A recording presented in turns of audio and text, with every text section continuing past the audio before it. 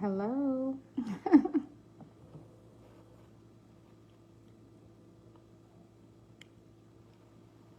I know it's late and y'all don't never see me this late. And I know I'm looking like a grandma, which I am. I'm looking like grandma tonight. So I just came on for a second to show y'all this chicken. Okay, honey.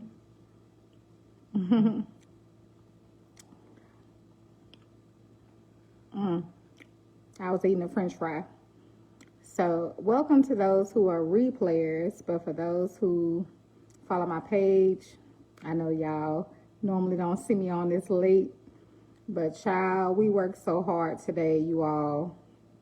Me and my husband, we worked on those orders all day, all day, all day, and I didn't eat a thing. So I made me some chicken wings. I let them get some fast food. I do not like fast food at all. I just don't trust it. I worked in fast food restaurants. I worked at Red Lobster. I worked at Outback and places like that. Y'all, I don't trust food out. It's very rare. You know, I'll get like a pizza every now and then, but even then I'm skeptical. So, yeah, that's the right word. So, but the point was, everybody is asleep with the exception of Tyler, who plays his video game at night.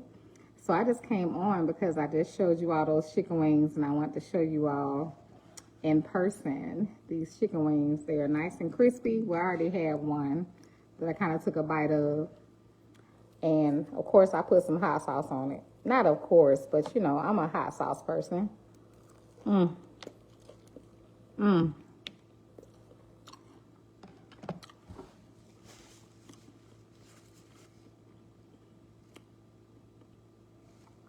I'm going to tell you something. It's nothing like eating at home.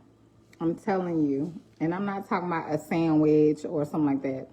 It's nothing like actually cooking at home. I know I'm up late.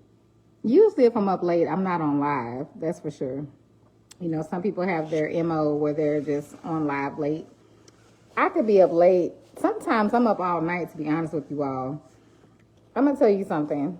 With my, I think it's my age change. I'm up a lot late at night. I am. I'm not going to be on live just talking to y'all, but I'm going to tell you something. I be up late, y'all, tossing and turning, watching TV, watching movies, watching stuff on Facebook. It's not really nothing on Facebook to watch anymore, but I'll be up watching TV, you all. I don't know what it is. I'll be hot. I can't sleep. So I'm just thinking it's the hormones, you know, as women my age. You know, I'm 42 now. So I'll be 43 November, the Lord willing. And it's like women really do go through a change hormonally. So I just be up. My husband can sleep like it ain't nobody's business. He sleep right now. You know, it's like for me, I don't know what it is. I'll just be up, you know, strolling Facebook. Maybe I'm the only one. Maybe you do it too. But I'll be hot, you know, and all that good stuff. So, but as far as, oh, these ain't hot wings, Miss Chastity. They just wings. But, you know, you can make them hot wings. But, you know, I'll just be up, y'all. I'll just be up.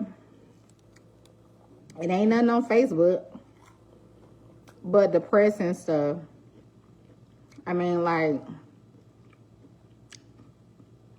I know on my news feed, y'all, all I see is like deaths and young people dying and car accidents and stuff like that. So I don't usually see anything positive. I only see like news reports of stuff that, you know, happen to people. Gloria said, welcome to the club. I know that's right. Because, girl, I'm just like, I'm hot all the time. Seriously. I'm hot all the time. Like, all the time.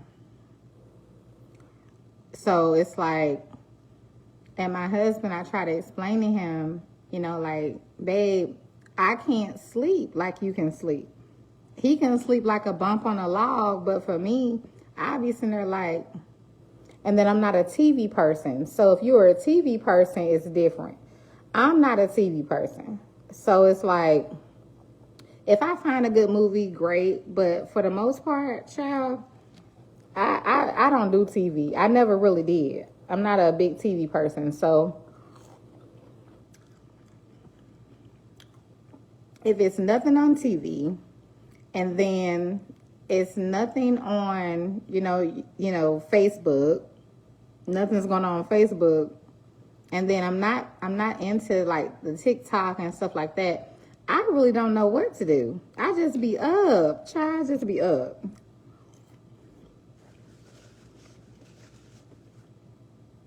I don't know what to do. You know what I'm saying? So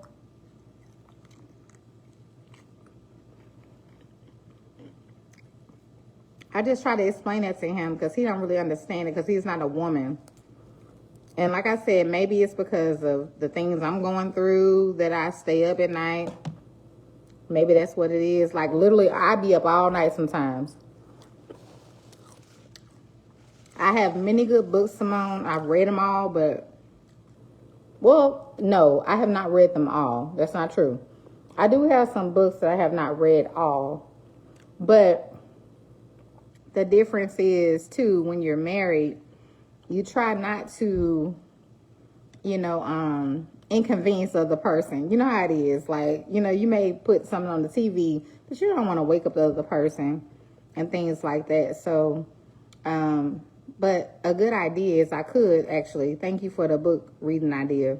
I do have some books that I have not read that I can come in the living room and read. But my husband is so like, he be under me. He be under me. So he's going to be like, where are you at? Because I'll fall asleep on the couch somewhere. We do, Miss Ryan, and a lot of men do not understand. They really need more education on what women go through, for real. And it's not that I'm not saying that women don't need education on what men go through, but I feel like women go through a lot more than what men do. Emotionally, hormonally, like, we be going through some things, because, child, woo, we really, really do. So I'm just eating some of my chicken wings that I made earlier that I showed you all.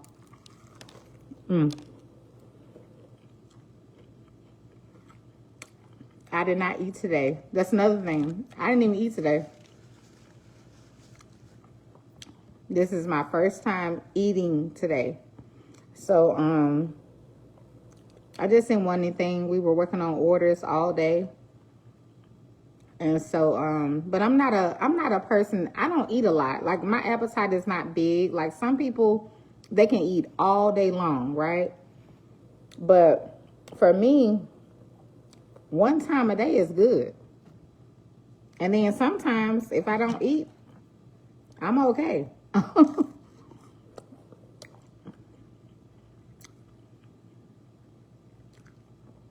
But I feed my body when it tells me. So if my body's saying I want something to eat at 12 o'clock in the noon, I eat at 12 o'clock in the noon. If my body say I want something to eat at 9 o'clock at night, I eat at 9 o'clock at night. If it says 3 o'clock in the morning, I eat at 3 o'clock in the morning. Why not? I mean, that's just what I do. Because, I mean, why not? So, that's just the way I am. So, and we do, Simone. Ramona said, to me, it depends on the day. Some days, I eat a lot. Well, that's good. Some days you eat a lot because, girl, no days I eat a lot. So one of the things I'm using, y'all, is some Zaxby's. Y'all got to get y'all some of this. This is some good stuff. It's called Zax. I don't know if y'all have Zaxby's where you are, but I use that for my, to dip too.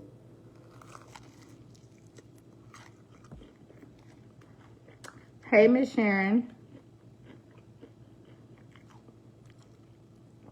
You say some cherries. Sounds good. Sounds very good. I like cherries. No, I don't do ice cream, Miss Sheila. I eat ice cream once or twice a year. I'm not a sweets eater. I'm not. Like literally, once or twice a year I eat ice cream. So I just think it's just where I am right now. You know, and like I said, I just can't sleep. I just can't really sleep. I don't know what that's about.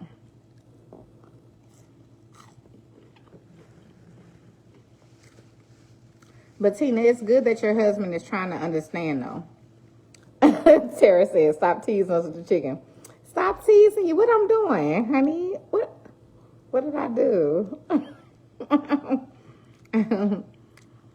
It's good to have somebody that does understand you, and that was one of the things that me and my husband was talking about earlier. Is about, you know,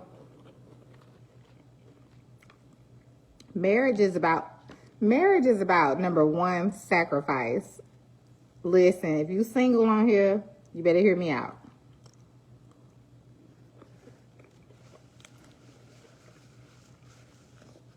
The first thing about marriage is sacrifice. What do I mean by that? It means that everything that you want, you're not going to always get. And everything that, it's almost like you're giving yourself away. And like I said, I always like to equal it to how Jesus died on the cross. When he died on the cross, he died for us, right?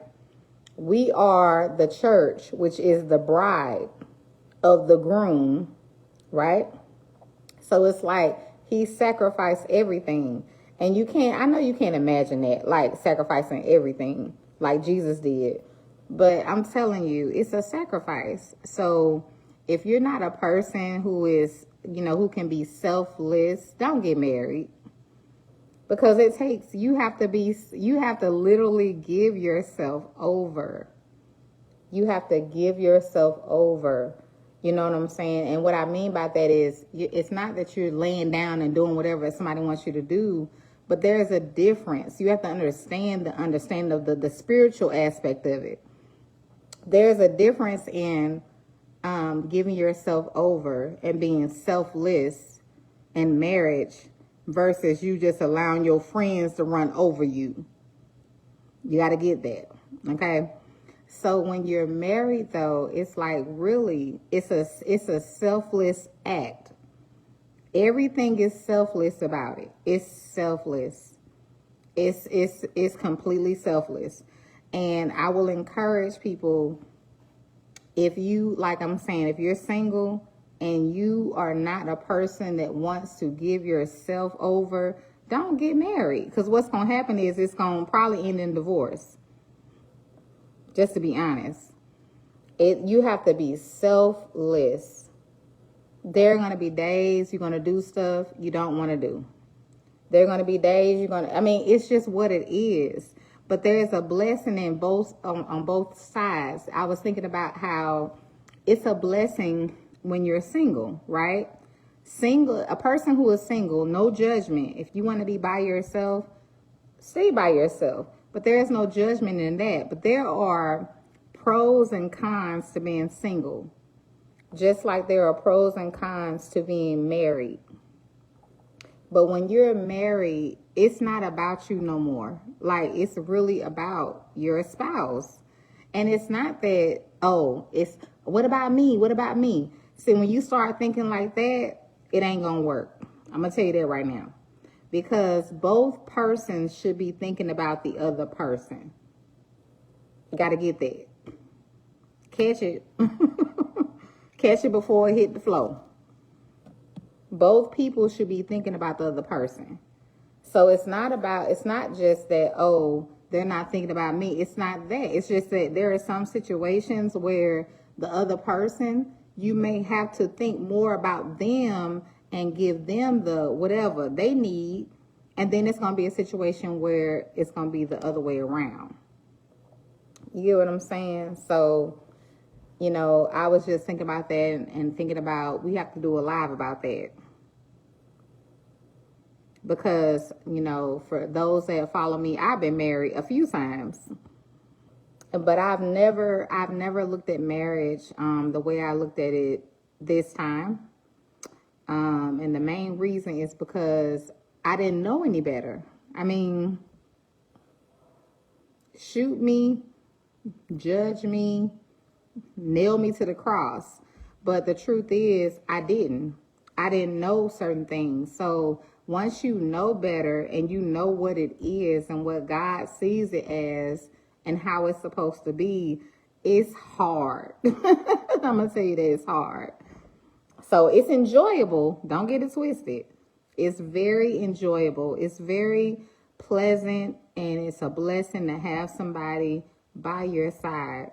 It's a blessing to be able to have the person that you want, number one. Ooh, my God, on today. It's a blessing to have the person that you want. That's everything. That's really everything, because once you have that, it's like you can overcome all the rest of it. So once you have the person that you want and they want you, and then, you can work through the rest of it. But the rest of it, it's going to be work. It's going to be work either way, though. It's going to be work either way. And so that's why I always said, like, no relationship is perfect. Like, you got to work. You have to work to make it work. If you don't work to make it work, it won't work.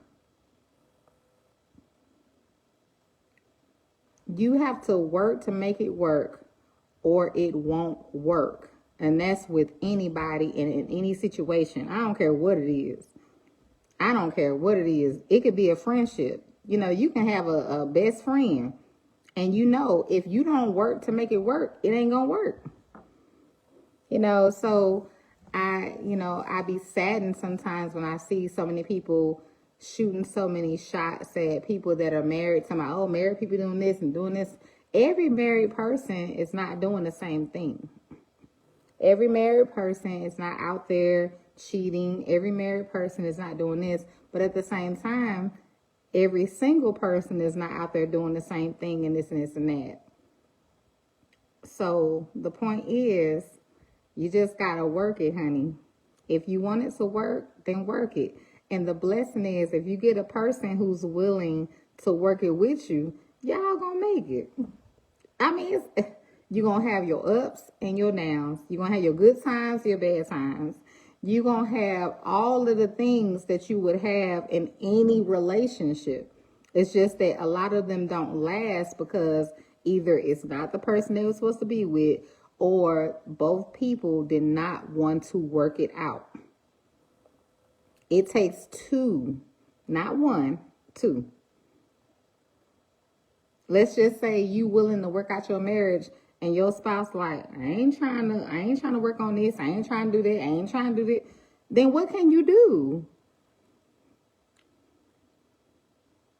What can you do if you're willing to do everything it takes to make this work, and the other person says, I'm not willing to do that. I'm not willing to do this, or I'm going to do that, or I'm going to do that. What can you do? And that's why we shouldn't judge people who get divorced, because a lot of divorces really don't happen out of things that we think they do.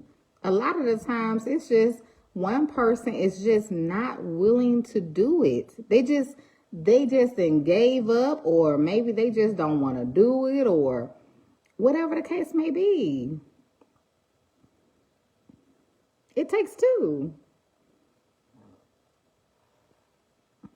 Amen, Miss Kim. She said, need someone that views marriage the way you and God views it. That's absolutely true. But I'm not going to sit here and tell you marriage is easy. It's hard. Anybody who's been married or is married knows it's hard work. But guess what? What isn't? Come on, somebody. What isn't? You tell me what relationship isn't hard work that is worth having. What relationship you've had in your life, whether it's a best friend, like I said, anything. What relationship didn't require hard work? You have to have hard conversations. You have to go through all these things. Everybody got to do it. You got to go through everything that it requires for that relationship to be successful. And like I said, the key is having the right person. It's just like when you have a best friend. When it's your best friend, you know what? Y'all make it through anything. You go through your ups and your downs. And you know that. Y'all may have a fallout.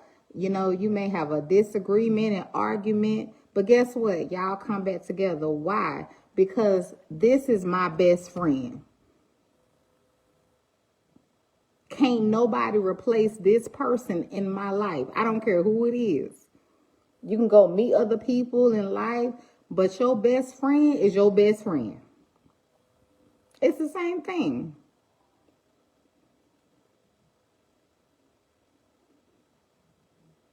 Amen. Kim said, love is not when it's easy. True love is when it's hard. Yep. Well, hopefully when we're talking about marriage, we're talking about true love, because with that, and what I like to say with that is, it's really just unconditional love. All you need is unconditional love for the other person. That's all it takes. And a lot of people are not willing to give unconditional love. That's all it is. They want you to give it to them, but they don't want to give it to you. And what is unconditional love? What is it? What is the definition of that? Do we really know? Because we say true love and things like that. But unconditional love is loving a person beyond everything, every fault, every flaw, everything they've done in the past, everything, even forgiving them for what they do, extending grace, extending mercy. That's unconditional love. Being patient, being kind. You can't find that nowadays. That's why so many people get divorced. You can't find it. It's so hard to find someone who is willing to give you unconditional love. And I'm gonna be honest. I believe the main reason is because most people don't think they're going to get it in return. Think about that. If I extend this type of unconditional love to you, will you give it to me?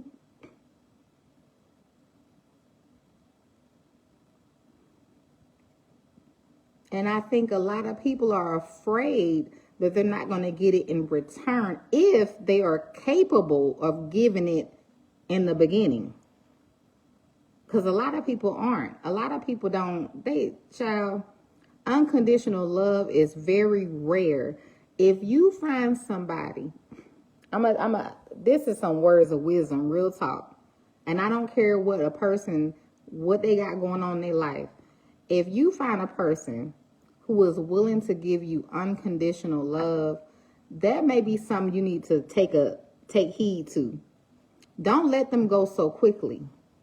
I'm not telling you got to be with them, but pay attention, because that is the most rarest thing you can find, is someone who loves me for me and everything about me. My good, my bad, my ugly, my flaws, my past, my present, my future. It's like you'll know if a person will love you unconditionally. I promise you, that is not something you're going to come across in this lifetime like this. Like you come across everybody else. You come across people all the time. If they will love you like that, You better take a minute and say, wait a minute. Wait a minute now. And like I said, you just never know. You never know what God is doing.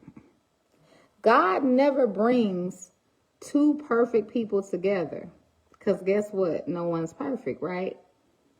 But God always puts us together in a place where we both need each other. Think about that. You got to think about that. It'll be things that you need from the person God brings you together with. And it's going to be things that they need that he brought them together with you for.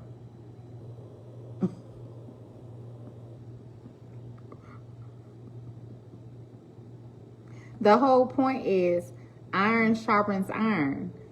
God brings people together to help each other. Not because, oh, you so perfect and they so perfect, so or they're perfect and you're not, so I'm gonna let you see that so you could just go somewhere else. No.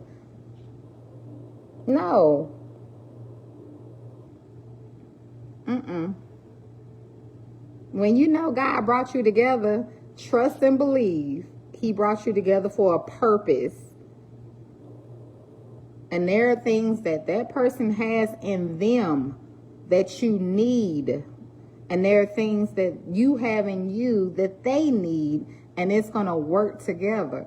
It's just a matter of figuring it out. And sometimes we have this friction. Especially at the beginning of relationships. You got that friction. You're trying to figure out. Because everybody think they perfect. Everybody think they right about everything. Well, I know this, I know that. No, I'm right about this, I'm right about that. No, but when you just stop doing all that, you will see, wow, we fit together like this. We ain't doing this no more. God actually, I see why he brought us together. You are the peanut butter to my jelly. Exactly, Miss Kim. And that's another thing I was going to say is that I was encouraging, single people that want to get married, just understand that when you get married, that's right, your spouse is going to, when you get married, there are things about yourself that you probably won't even know about yourself that are there. I'm going to just say it like that. So, for example, a lot of people, like for myself, I was by myself for a long time. And, you think, everything that you got going on, you in the habit of what you're doing and da-da-da-da. And I just know this and that. But when you get with somebody else, it's not just about you considering them, but they bring things to the surface in you that need to be addressed. That's God. He uses your spouse to bring things to surface in you that need to be addressed. And so you may get mad at them because you don't want to address that thing in you. But that's how good God is. How good is he to put us together with another person that will bring things to the surface that need to be addressed that would never have come to the surface. Here's the thing. Some things would have never have come to the surface if you wouldn't have been with the person God has for you. So you could be with all other people and you won't even care.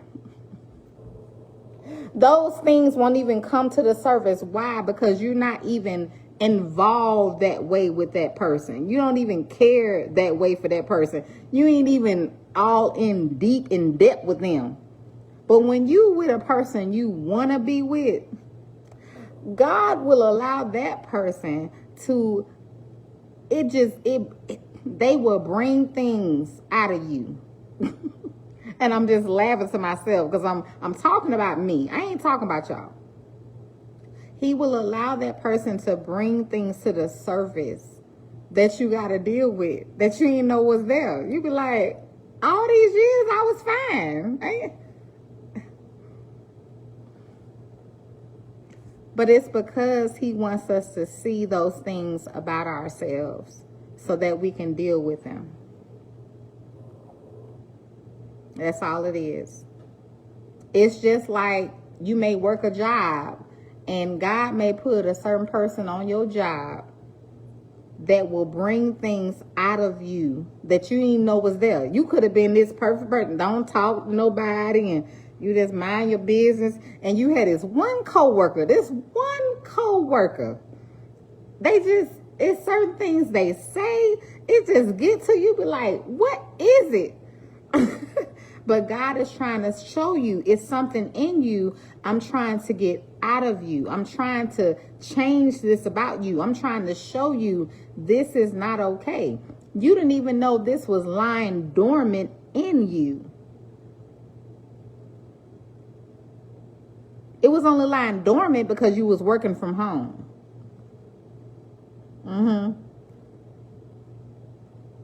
And see, people, one thing about people, God uses people to bring out the things in us that we don't even know that's there. And you can say what you want. It's like when you go to the grocery store.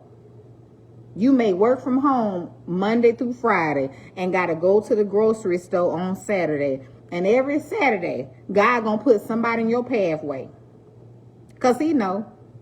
He gonna put somebody there that's gonna test you and bring something out of you that you need to see. And until you see it, you're gonna keep on facing them same folk. Until you finally see it and you say, you know what? And you deal with it the right way. So it's even more so with your spouse. Why? Because your spouse is somebody you live with. It ain't somebody that you could just see later and you see him, at work. Your spouse is somebody you're going to see every day. And God going to make sure he going to put the right person in your life to bring those things out of you and it's only for our benefit.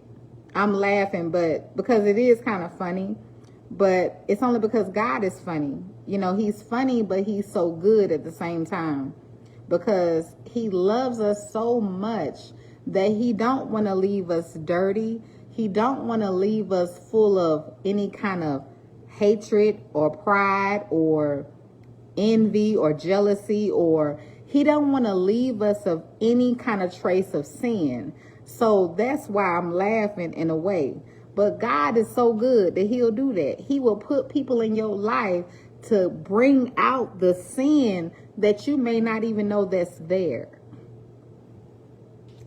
It's stuff we don't even know in us. I'm telling you, I went to the store some months ago and almost drug a lady across the counter. Y'all, I'm telling you this. I'm being completely real. That's not even my character. But God had to show me. He had to show me something about me at that time. You can, no. It was laying dormant in me because I don't have to deal with folks. You can't be dragging folks across the counter. And I'm not saying that to be funny. Because people who know me. And I'm going to just leave it at that. But when God showed me that, y'all, I walked out of that store convicted. I felt bad because I said, man, I was about to do something that I didn't even know that was in me to do. Listen, you got to catch what I'm saying. Sometimes you don't know it's laying in you. Sometimes you think you so and all this and that. I'll never do that. I'll never say that. I'll never do this. I'll never do that. Until a situation arises and then you're faced with a situation where you got to make a decision. And thank God I made the right decision, but God was showing me you need to work on that. You can't do that. You just, I mean, it's some things, I mean, not y'all, but me. If I'm saying Jesus, I want to follow you, I mean, this is my prayer. Lord, I want to follow you. I want to do what what you want me to do. I can't go in there dragging nobody. How would that look? And we got to think about, and I'm being honest, how would that look if we're saying we represent Christ and we're dragging folks out the store? And I know it sounds funny, but I'm being serious. How would that look? We are being an example of him.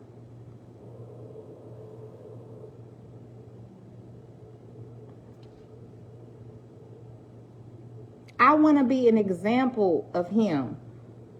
I got some things I got to get in order. True. But that right there, I didn't even think that was still in me. I didn't even think that whole, and God had to show me, oh, still got to work on this.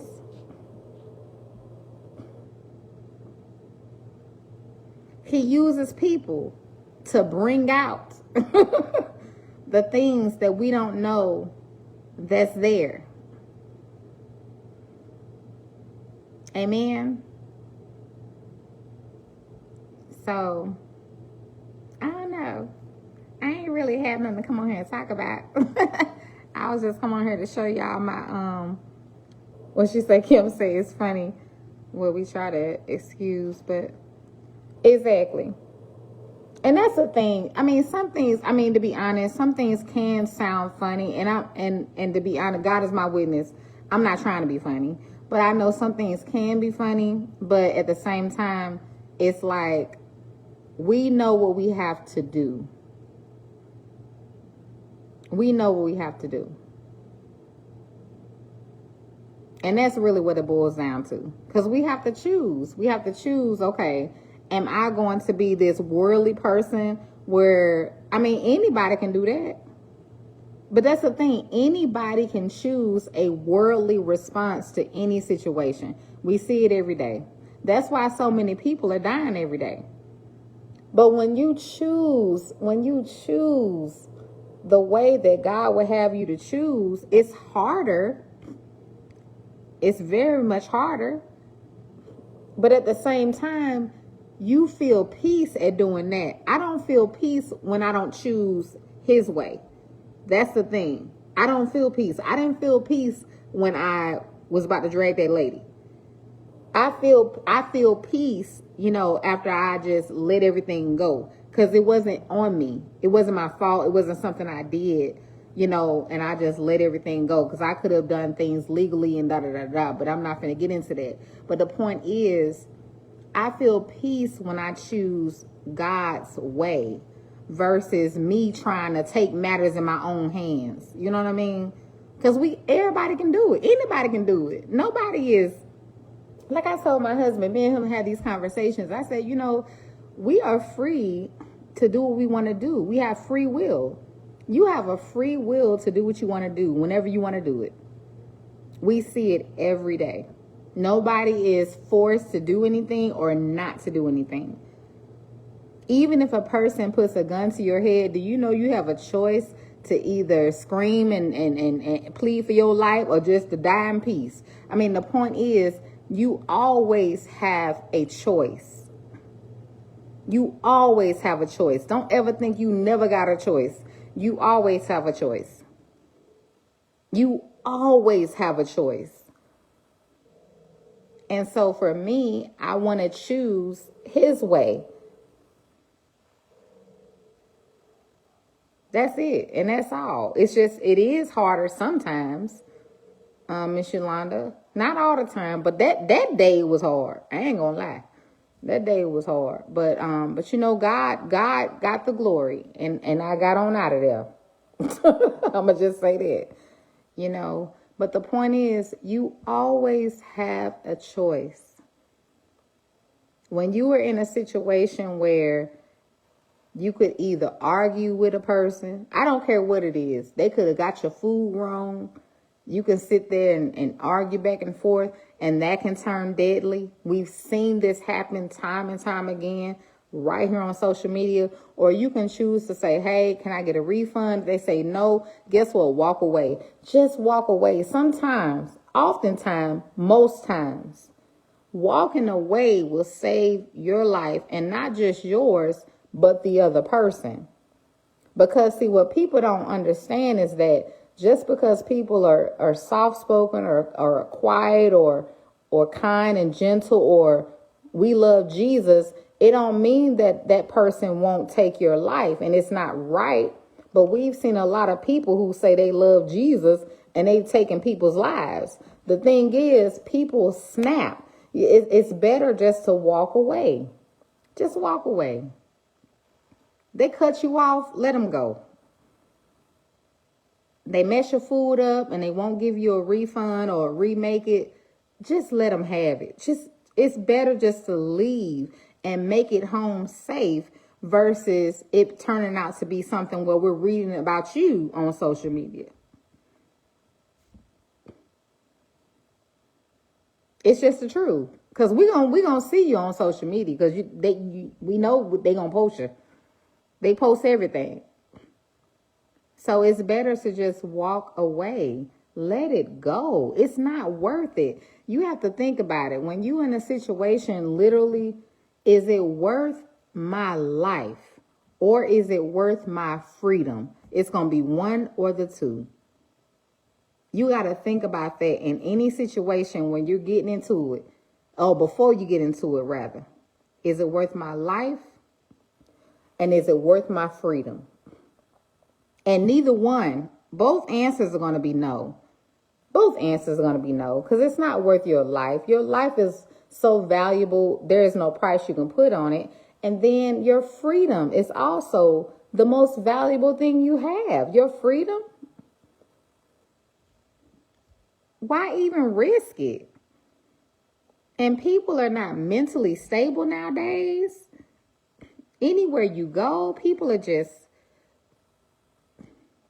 they just not together, y'all. They just not. And I'm not trying to be funny. They just not. And it's sad. It really, really is. It's sad. But, my best advice I give to people, stay home. And I'm not telling you not to go and enjoy your life. But it seems like everything we see with people going out and doing things nowadays, it's always a tragedy. Something happens, whether they're going out on the water, whether they're doing all these different things that people normally would do. Now, every time you turn around, you're hearing something bad that has happened when people go out and do things. I'm a home person anyway. So, I can't tell you, but if you're not, I can understand your struggle too. Because some people like to be out and about and amongst people. I don't. I like to be home. I feel my safest at home. I feel good at home. It's like I have peace at home.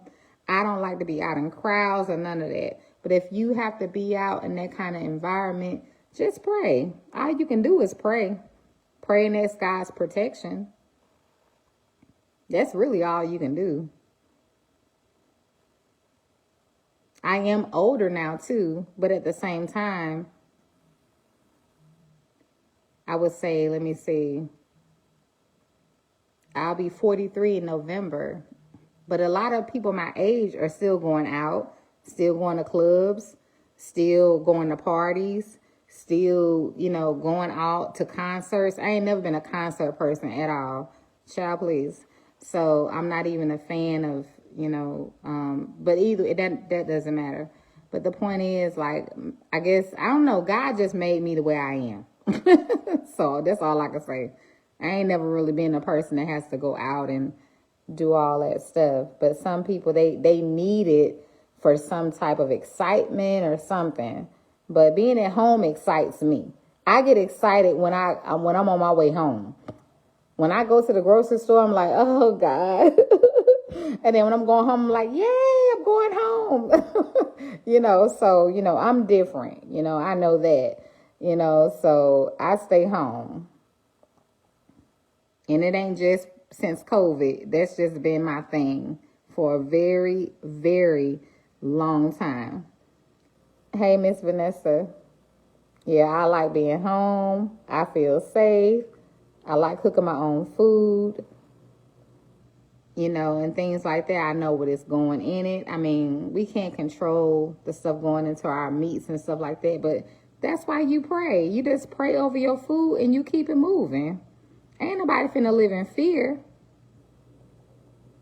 Because when it's our time to go, we gonna go. When God called me, guess what? I'ma go. Ain't nothing y'all can do about it. Ain't nothing nobody can do about it, as a matter of fact, not even me. But until he calls me home, I'm going to be happy and live my life the way I want it, to be lived. And that's why I made that post about being miserable. People nowadays really since COVID, you all, a lot of people have become very, very, very miserable. And it's so obvious and it's so sad. It really, really is. It's so sad because I think the main thing is that people who are miserable, they don't know they're coming off as miserable. I think that they just think that they're just, whatever they're doing, I think they don't see, they don't know. I think because that's what the enemy does.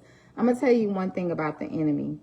When the enemy has a hold of your life, good night, Yolanda. When the enemy has a hold of you, you're blind to what is the truth. Okay? You're blind.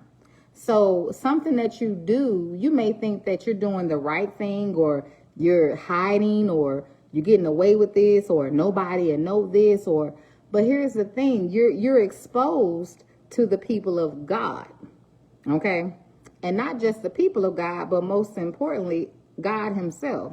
So the enemy, though, he has a way of tricking us and making us feel like we're getting away with something, and you're not. So a lot of people, they'll do things, whether they even come on your post and comment something, or maybe a person may come to you and they tell you a lie to your face. And I'm going to tell you, I'll be telling my husband, I said, the saddest thing is that people underestimate the people of God. The people of God who have discernment see right through you. In the same way that the people of God who have discernment can see right through other people, understand that people can see right through them who are the people of God. Okay? Catch where I'm going. So let me say it again. People of God who have discernment can see right through you. So what we do is, if you lie or you doing something, I'm going to tell you what we do. We ain't going to say nothing. We just let you say what you say and do what you do. We're not going to say nothing to you. What would be the purpose? There is no purpose. And on top of that, wisdom says, don't say a word. You just do something different. But we see it. And we don't even care to let you know it. We don't even care to let you know that we can see it. And it's not that we're trying to see it. It has nothing to do with that. I promise you. It just comes with having God's spirit. He just shows you certain things that you're not even asking to see. You're not even asking to see it. So it's not like you like, oh God, show me this person. Show me what they doing. Da, da, da, da. It has nothing to do with that. It could be something as simple as a conversation being happening. You just talking to my, okay. And God is literally letting you know internally, this person is lying. They lying. And he'll even show you things. I'm telling you what I know. He will show you things. He will show you things. Oh my God. Oh my God. Just all kind of stuff. I can't get into that right now because it's going to take too long. But y'all know what I'm talking about. God will show you all sorts of things. And I'm going to give you an example just to shorten it up. I told you all, my daughter, my oldest daughter, when she was at home with me, I would be asleep in my bed at night. And when I tell you sleep, I'm talking about in dreamland. And God would wake me up. Holy Spirit would wake me up and say, go in her room. And I would go in her room and she had some stuff going on in her room. She had boys and all kind of stuff. That ain't nothing I would even be thinking about. I'm asleep. So this is what I'm trying to tell you. People underestimate how God will lead and guide you and show you things that you need to see. I'm telling you. And I'll be like, oh, and I'll be so like kind of taken aback because I'm like, I wasn't expecting that. All I know is you just know Holy Spirit wake you up. You get up. He say, go do this, go do that, go there. And you go and you do it. And then all of a sudden it's like, he's showing you what's going on. He's bringing to the light what you need to see. And that's why you don't have to ever worry about trying to find things out. God will bring things to the light that you need to see. The things that you need to know and you need to see, he will bring them to light. I don't encourage nobody going and looking for stuff because sometimes that could do way worse damage. I was with a person before and I knew they were not being right to me. I'm going to just say it like that. And I intentionally did not do any kind of research or whatever to find out nothing. I intentionally didn't do it because I didn't want to know why. Because sometimes some of the things you find out can hurt you more. Let God just let him do it. Because when you try to do your own thing, you can hurt yourself way worse. You'll find out things and it can even turn out even differently. Because that's why some people, they snap and do all kind of things. But if you just let God, just trust God, just say, okay, God, I don't, you know something ain't right within your spirit. You know something ain't right. You know something not right in your relationship. Don't go looking for it. Just let God, let him deal with it. Let him show you the way through it. And then maybe both people will end up alive. But sometimes people want to do their own research. I'm going to look through their phone. I'm going to follow them around. I'm going to get a private investigator. I'm going to do all this stuff. And you do all of that. And then now you didn't snap because you didn't find out too much stuff you didn't even need to see. See, from my past relationship, I don't want to know nothing. I don't want to know nothing. God is my holy witness. I say, I don't want to know nothing. I don't want to know nothing. Don't want to see nothing. Don't want to know nothing even now. Because it don't matter. But sometimes you really need to let God just pray about it. Like, we really underestimate the power of prayer. If you just pray about a situation, if you feeling some type of way, like something ain't right, they doing something behind my back, if you just pray, I promise you God gonna make it happen.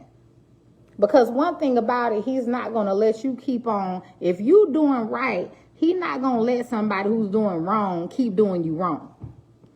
If you doing right, he ain't gonna let somebody who's doing wrong keep doing you wrong without bringing it to light in the proper way. See, sometimes we go ahead of God. See, we want to go and find out our own way. Now, I'm going to find out myself. I'm going to go and do this now. I'm going to go confront this person. Now, you didn't confronted the person and they didn't shot you and now you gone to glory. Well, if you would have just waited, I'm just saying. If you just wait. I know you get anxious. Trust me, I've been there. I know how it is when you really love a person and you feel like they're doing you dirty and you feel like they're cheating on you. And maybe you know they're cheating on you and you just want to go ahead. But won't you just let God, won't you just pray and say, God, what should I do? Maybe if we do more of that, Instead of trying to go ahead of him, more people would still be around. A lot of people have left here because they didn't consult God or wait on God. And that's just the truth. You don't know what the devil got in store for you. One thing about it, we can always count on. The devil has a plan to kill, steal, and destroy. Come on, somebody. Kill, steal, and destroy. So whatever he got going on, he ain't trying to preserve your life.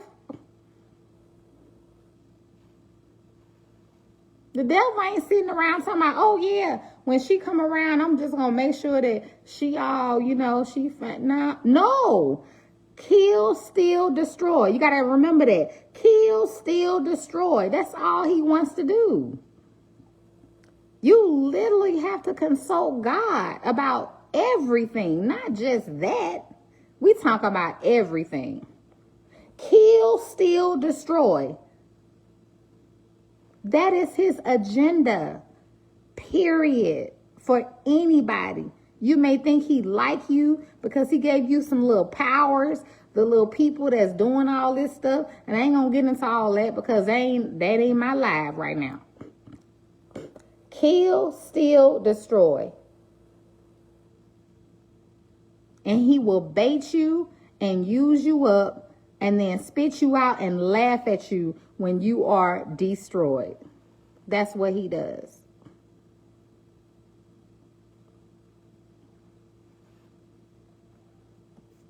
It's history. This is not just today. It's not just 2020s, 1990s, 1980s. This is what he does. He's always done that. The devil don't love you. He never will.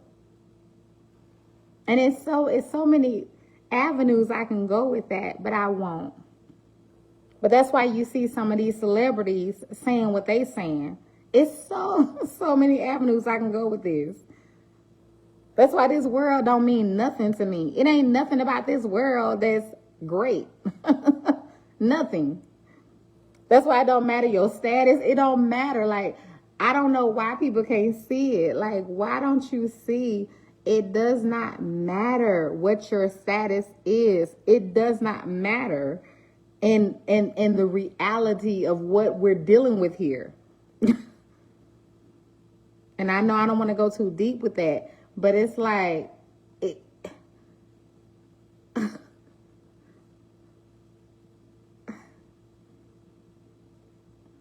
why do you care who chants your name? Why do you care?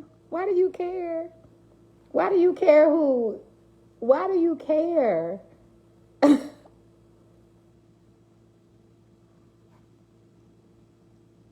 In the world, I'm saying the world, why do you care? Why do you care how many likes you get? Why do you care? Why do you care?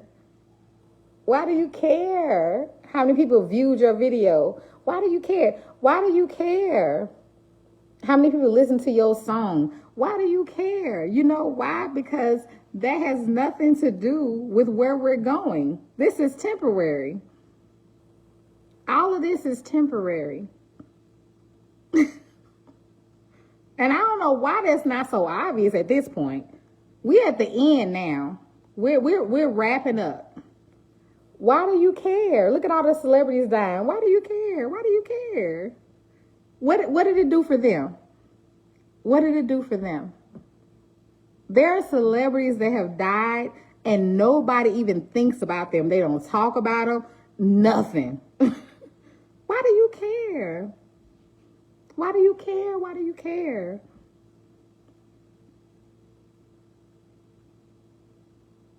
That's not a good thing that you want people to praise you as a person. You want them to praise you. Look how many likes I got. Look how many followers I got. And I can speak because I got many. And I don't even never talk about that. Look how many views I got. Look how many this. I started this. I did that. You ain't started nothing and did nothing. Sit down. You have a spirit of pride. You have a spirit of pride. And then on top of that, well, let me not go there. I'm not going to go there tonight.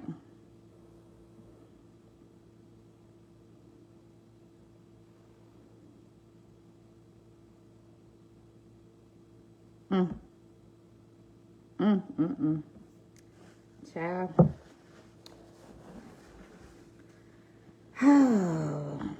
My God, on today. It's so sad. Good night, Miss Anita. It's so sad, y'all. This world is so sad at this point. It's been sad, but it's really sad now. It really, really is. Because if your eyes are not open at this point, when will they be open? And that's really the question. So if our eyes are not open at this point to the reality of what is going on and what is before us and what is to come, then when will it be? And that's really just all it is. Kim said it's where their heart is. Yep. Vanity. Vanity is the hugest thing. But I feel crazy in this world because I be looking at stuff like, the Bible is saying this. Like, like I just want to shake, people. Like, the Bible is telling us everything that's going on. Like, why are you falling into the same, what it said? It's telling you all this stuff would happen. And people are just literally just falling right into what the Bible said would happen. So it's like, on one hand, I want to shake people. But then on the other hand, like I made on that post, I said it reassures us, those who are believers in Jesus Christ, that he is on his way back. I'm telling you, everything is happening the way the Bible has said it would. It's unfolding right before our eyes. And that is the great blessing about it. That I'm going to tell you, that blesses me more than anything. Because there are some days, you all be so tired and this and that. But I get encouraged when I think about everything that's going on. Because even though some things that are going on are not what people would want, but child, please, no, we need these times to happen so that Jesus can come back. We're not trying to stay here forever. Some of us know that our home is not earth. Matter of fact, this earth is not nobody's home because God is going to burn it up. It's going to be burnt up. So guess what? It ain't your home if you're going to hell, and it ain't your home if you're going to heaven. It ain't nobody's home. It's nobody's home. I don't care what side you on and what you want to do and what you're doing. It's no one's home because God said he's going to burn this earth up. And I believe it, just like I believe his word and just like I'm watching his word unfold before my eyes. I believe it. I believe it.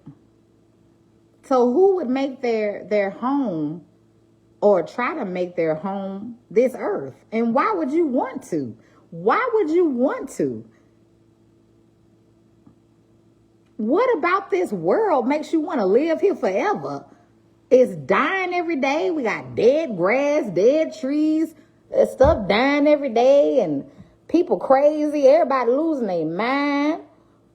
You can't trust nothing. Can't trust the government. I mean, what is it about this world make you want to live here forever? What? Everybody trying to look like I ain't gonna say a Barbie doll. I don't even know what they trying to look like. I mean, everything jacked up. Everything is going haywire. It's like everything is going haywire. Why would you want to live here? And people who are older, that's why I thank God. Oh, thank you, Jesus, that I was born in 82. Because, see, I was born in 82. It's a lot of stuff that I done seen that a lot of people have not seen. It's a lot of things I experienced, especially because growing up with my grandmother and older adults that a lot of people have never experienced and don't know nothing about.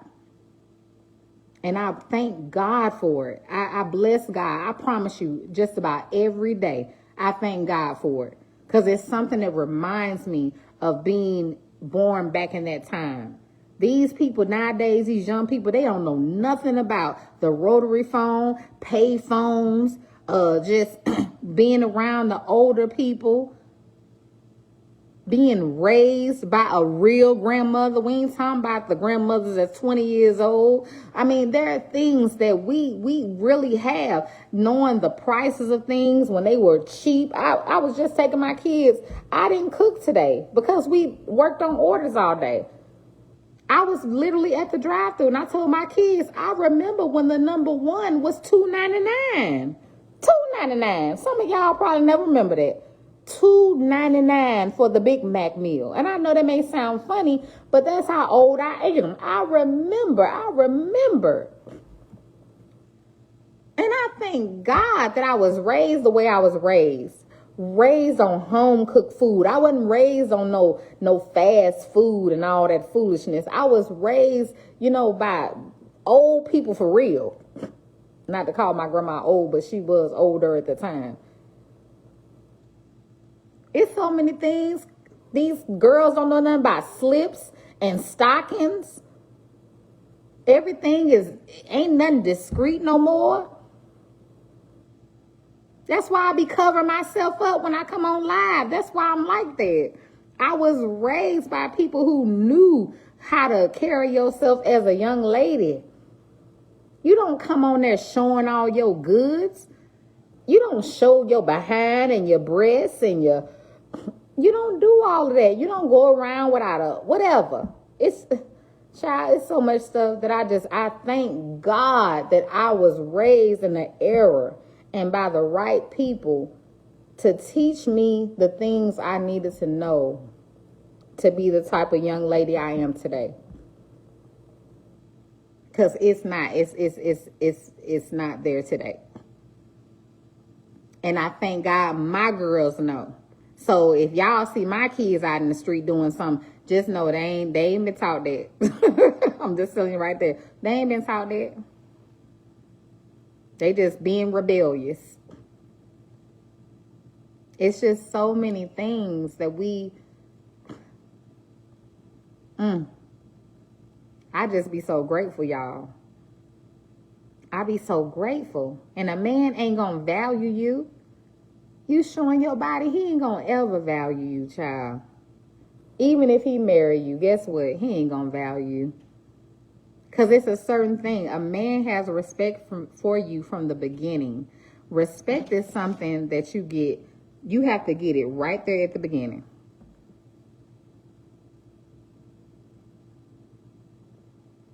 You can fall in love with a person.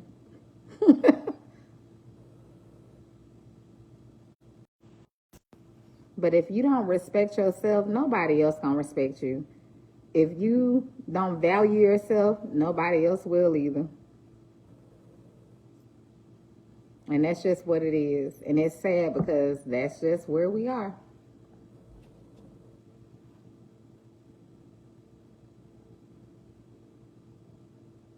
So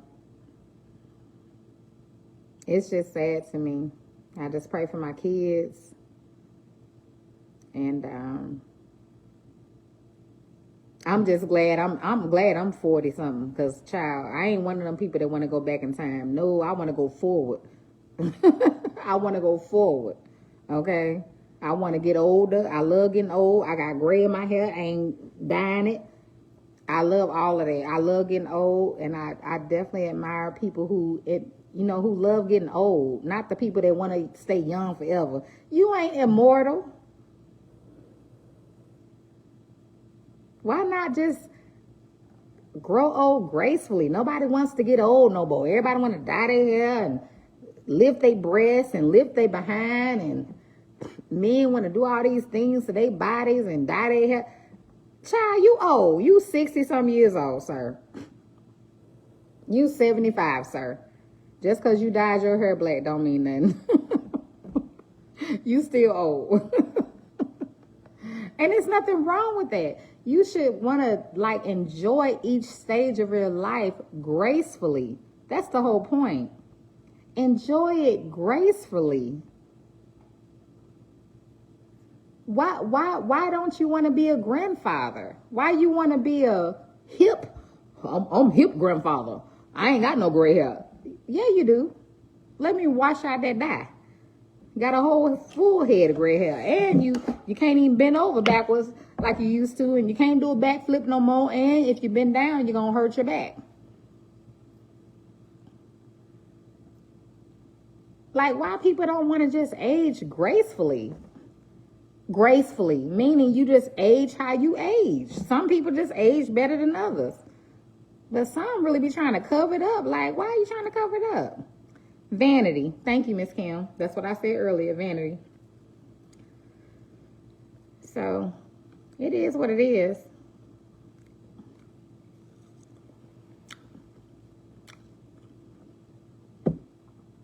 I just want to get old. Some people want to be young. I actually just want to live to be old. That's all I care about. I'm going to just be honest. I don't mind telling my age. Can't wait to turn 43 in November, the Lord willing. If he don't let me get there, I love y'all. God bless you. But I tell you one thing, I ain't trying to be no younger than that. I ain't trying to look no younger than that. I don't dress no younger than that. I dress my age. I just want to be 43. That's all I want. Or 42, but 43. So, but to each his own. You know, I just think that this world is just upside down, y'all. Tommy gonna be 50 next year. Praise God. That's a blessing. That's what I'm saying. All these young people dying. It sure is, Miss Mary. That's what I always say. It's a blessing just to be 1 year older. With all the young people, you all dying so much every day, and I know y'all see it on y'all timeline, it has become unbelievable. And when you're older, like at my age, like I'm 42, when I see young people dying at like literally little kids to teenagers to in their 20s, like so much, I really be like, oh my God. Like, I'm blessed. I'm blessed. Like, for real, it's a blessing. Like, it should make you feel grateful. Like, I'm grateful just to be the age I am, because I didn't have to be 42. I could have died early on. So, you know, I just be blessing God for every day, not even for every birthday no more. I don't even do that no more. I used to be all grateful every birthday. Now, child, every day, because every day I see somebody passed away. Every day on my timeline on Facebook, somebody has passed away. Not just somebody, somebody's. It's always somebody, RIP, RIP, RIP, RIP, RIP. I be like, Lord, that has become more of my timeline than just regular stuff. So doggone right, I'm grateful every day just to wake up. Just to make it through your sleep. People die in their sleep. People lay down and don't even get up. I mean, like, seriously. So it's like every day I get up now, I be like, Lord, I'm so grateful.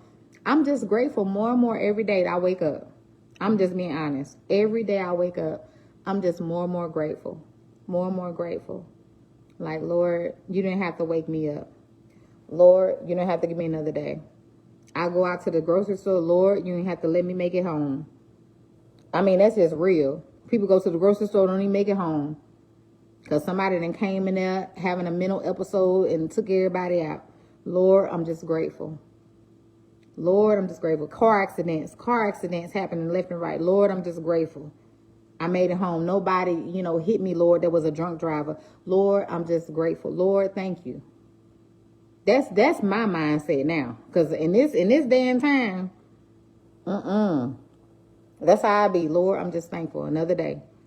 Another day. Even if I wake up in the middle of the night, and God know I ain't lying, I wake up in the middle of the night. I be like, Lord, thank you. Because I'm telling you, that's just how serious it is at this time. That's how quickly people are leaving here.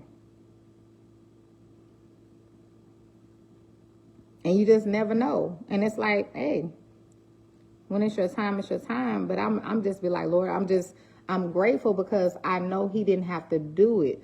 Because when you look at the people around you, and when you look at the news and stuff, I know sometimes it can be easy to not be affected. Trust me, I understand.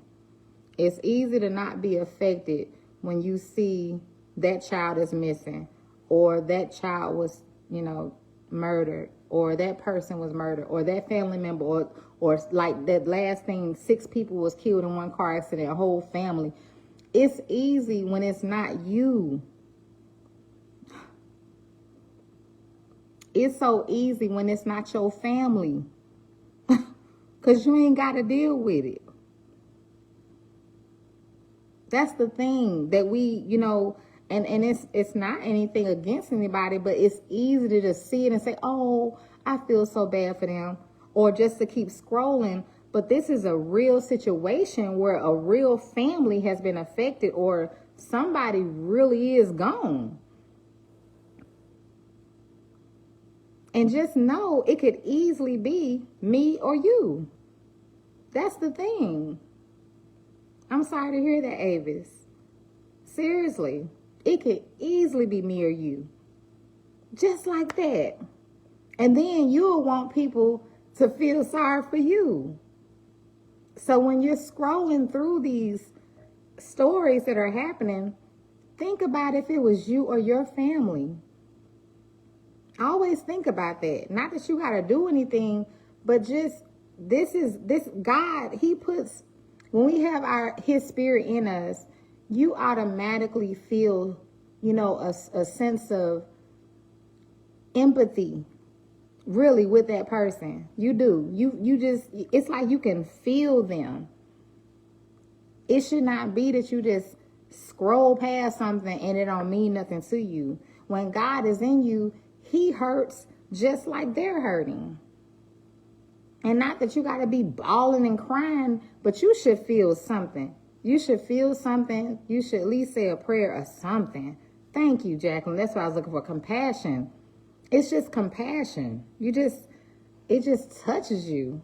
I have days I be bawling, crying, just watching some of these stories of these, people who have, died and stuff like that. And then I have to get off because it drains me. It will drain you to watch that stuff too. Think about it. Obviously, it drains the person if they're going through it, but it'll drain you too. So I just pray for the people, and just don't just scroll by, because guess what? Death has to visit every last one of us and every last one of our families. We all going to be touched by it at some point or another. And you just going to want some kind of compassion too. You're going to want somebody to say, condolences or something. You going to want that too. You may not think it because it's not you right now, but it could easily be you, because things happen just like that. At the drop of a dime, anything can happen. We can get a call right now. Right now, we can get a call right now. This happened, that happened, this person gone. So don't be so quick to kind of just sweep over people, but kind of just, whatever God leads you to do. I'll just say that, whatever he leads you to do. But I know the main thing he leads us to do is to pray one for another. Because this stuff is devastating. It's a lot of devastating things going on to where I can't even handle it. I'm telling you, I have to log off sometimes. I don't even be on my Facebook like that no more. I don't. I can't handle it, because I'll get on here and I'll be reading and seeing certain things, and I'll be crying. My mama tell me the same thing. She be crying and looking at stuff, and before you know it, your whole day done passed and you've been crying all day for people, and I know that that's not a horrible thing, but at the same time I can't let that consume my life like that. Sometimes it's just that bad, because it's a lot of people hurting. Sure can, Jacqueline. It's a lot of people hurting, you all. A lot of people hurting. So just be considerate of that. Just think about that, when people are posting, RIP and this and that, or whatever the case may be. Like I said, let God lead you. I ain't telling nobody what to do. But like I said, if anything, it only takes a second to just say a quick prayer. Lord, please bless this family. Your word says, blessed are those who mourn, for they shall be comforted. I mean, it takes like literally a second to say a prayer for someone, and God is recording your prayers in heaven. So just remember that. You ain't got to just brush people off. Treat them how you want to be treated, or treat them how you want your family to be treated, if it were you. Because it may be you that's gone, and people just brushing by and ain't saying nothing, So people are really hurting out here today. And a lot of people are dealing with deaths back to back to back. Like, back to back to back. Like, seriously. They bearing a cousin, and then an auntie, and then a grandma, and then a mama, and then a dad. Like, seriously, I'm seeing it. They're burying relatives back to back to back to back to back to back. And if you haven't gone through that, you don't know how that feels, to have to bury a loved one back to back to back to back to back. And if you haven't, blessed are you. You're blessed. Not to say they're not, but you're blessed to not have to experience that type of pain back to back to back to back to back. But until you've been there, you won't know. And I've never been there. So I've never had to bury a loved one like that. So that's it, Miss Jacqueline. She said, don't be desensitized to the problems. And we become that way, and I understand why, because of COVID. So many people died during that time, but it's not an excuse. That's why we have to keep our hearts, and I'm talking to myself first, soft to God. Because if we keep our hearts soft to God, then we won't become desensitized.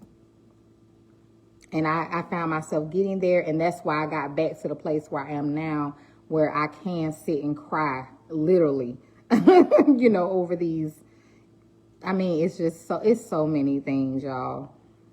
It's so many things. I could just watch a video of somebody just getting in a car accident. They show everything on Facebook now. And I would just boo-hoo cry, because I know somebody's relative is gone and things like that. So, but I'm not going to keep going on and on. Oh, thank you, Avis. It's funny. Avis said it's not like me to be on this hour. You know what, Avis? And me either. People that follow me know that. I don't even know what time it is. Oh, child, I got to get off here. It's 1 o'clock. I don't normally be on this time of hour either. I got on because we had to work on orders today. And we worked all day, y'all. We got most of the orders dropped off today. And then I ended up just, the kids wanted McDonald's. And then my husband wanted some wings. But I got him some wings from another place because I wasn't cooking. That's one thing I wasn't doing today.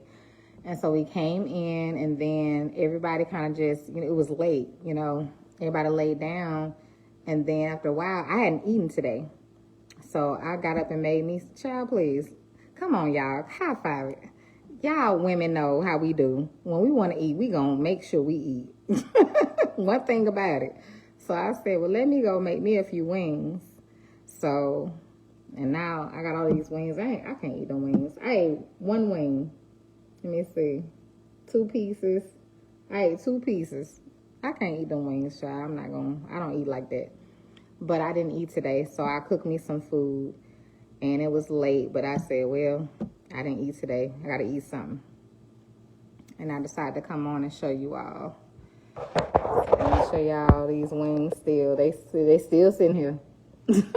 I'm not going to eat them wings, child. But I'm not a big eater, too, so that's another thing. So, but I'm going to hop off. It's late. I'm going to hop off and put these wings up in the fridge for the kids or somebody to eat tomorrow. Honey or the kids will eat them tomorrow.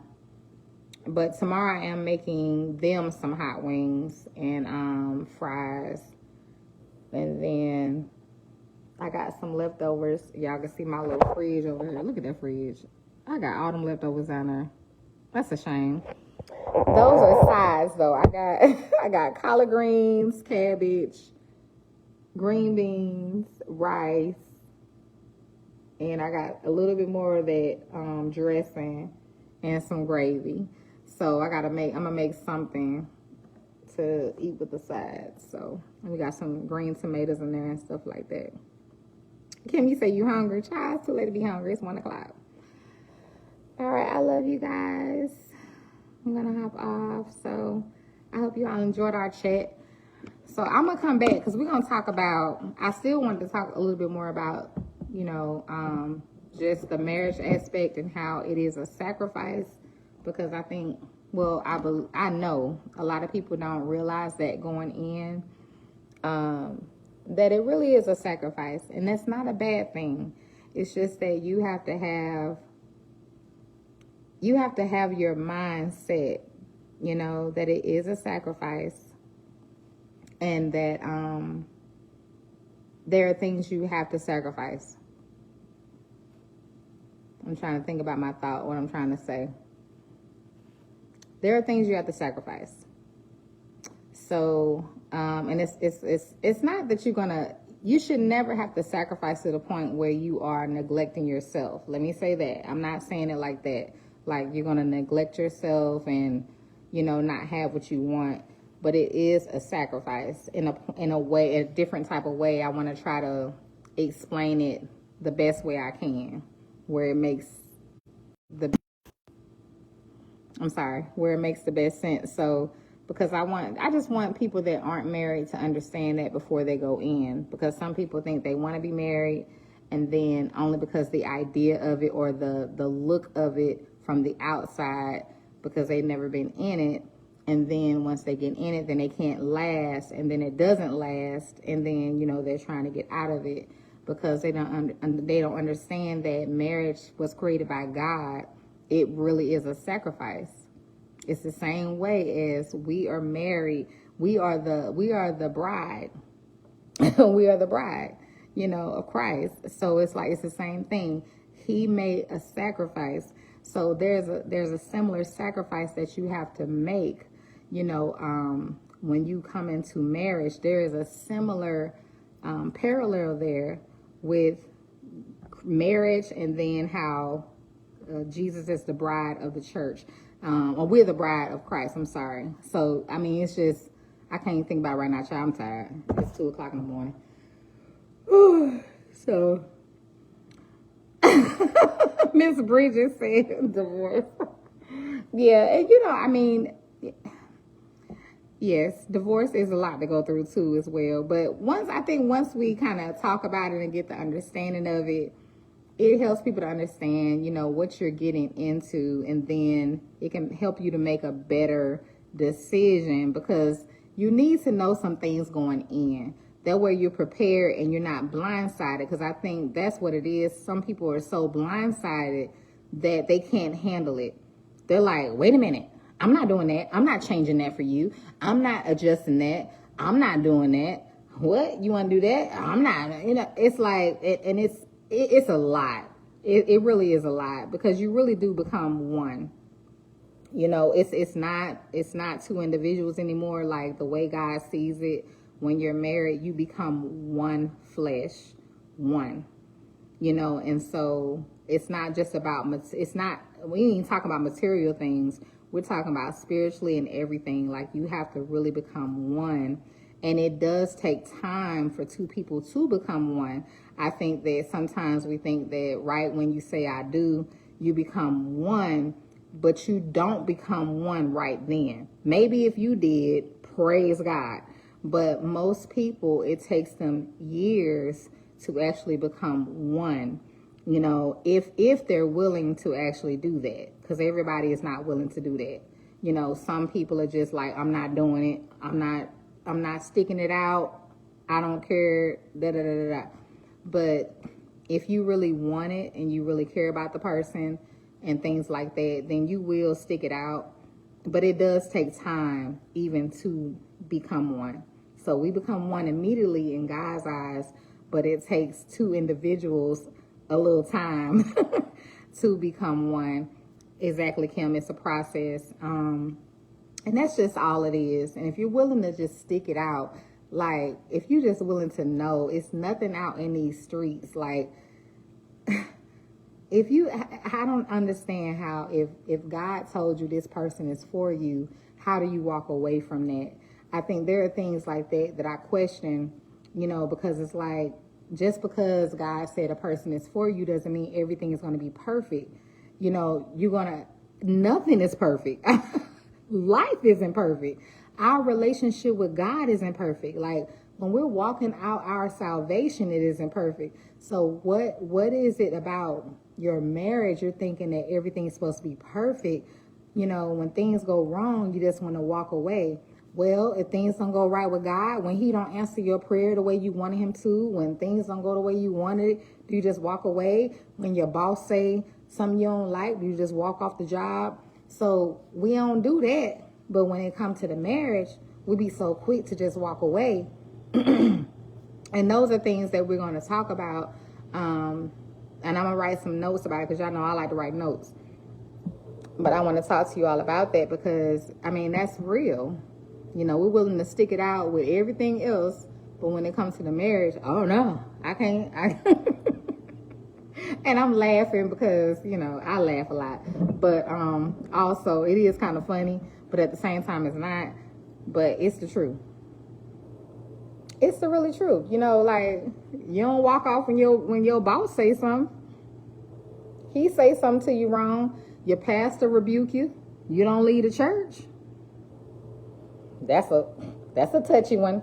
You know, stuff happened here or there. You know, you're not willing to let go of any of those things. You're willing to hang on and do what you need to do. But when it comes to your marriage, the one thing you need, like in God's eyes, that he is looking at as, you know, as a covenant in his eyes, why isn't that the most important thing to you? That should be the most important thing to you. And that's why the enemy fights that the most. Because it is the covenant that you made before God.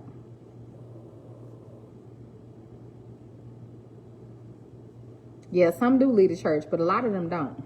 Oh, child, I grew up in the church, child. I got some stories about that. Ooh, I ain't even gonna go there. I got too many stories about the church I don't want to talk about. I just leave it as it is. That's true, Avis. It is a trick of the enemy, Miss Jacqueline. Miss Bridget said, I'll never get, and it's nothing wrong with that. She said, I'll never get married again. And you know what? It's nothing wrong with that. There should never be any judgment about a person who doesn't want to be married versus a person who does want to. I think people should respect both positions. Like, it shouldn't matter to either person. You know, you know what's best for you. You know the type of person that you are, your personality, or even what God has spoken to you, you know. So if marriage is not your thing, don't do it. I just want to talk about it because I want to help the younger people who have not been married yet, or even people that are older that have not been married yet. Like, just know when you go in, this is a complete sacrifice. It's a sacrifice. I'm just being honest. It's a sacrifice. It's not about you anymore.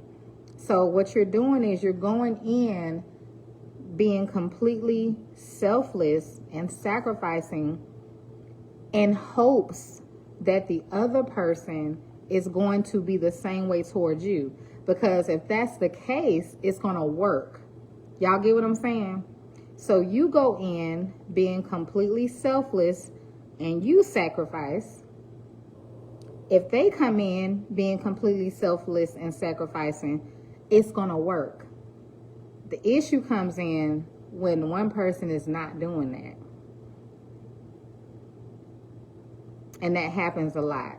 And sometimes it takes some time for both people. Sometimes both people are not like that. So you got to kind of, work through it to see, okay, is this what we want to do? Are we going to be,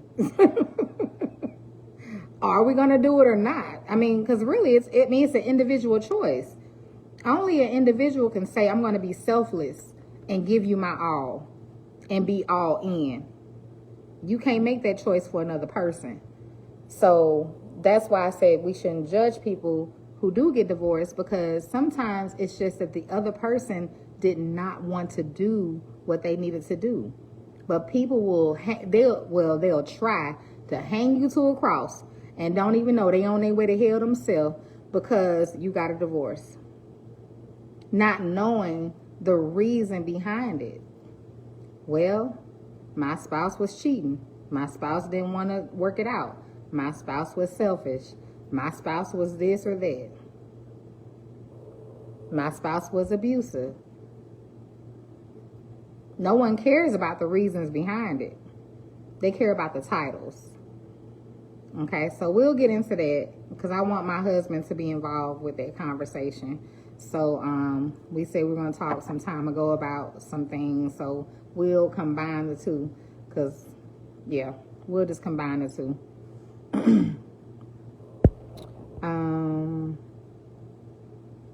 Amen, Miss Sister Laura. All right, so I really do have to hop off because I got to go to bed. I'm not even tired, but I'm tired enough where I can just watch me a little movie, child, and go on to bed. So sometimes if I can't sleep, I'm just going to hop on. Because like I said, I don't know, y'all, if it's the menopause or what, child. I just can't sleep. I be hot, can't sleep. And then I needed to eat tonight. But I only ate 2 wings. I can't eat like that. That's another thing. I really can't eat.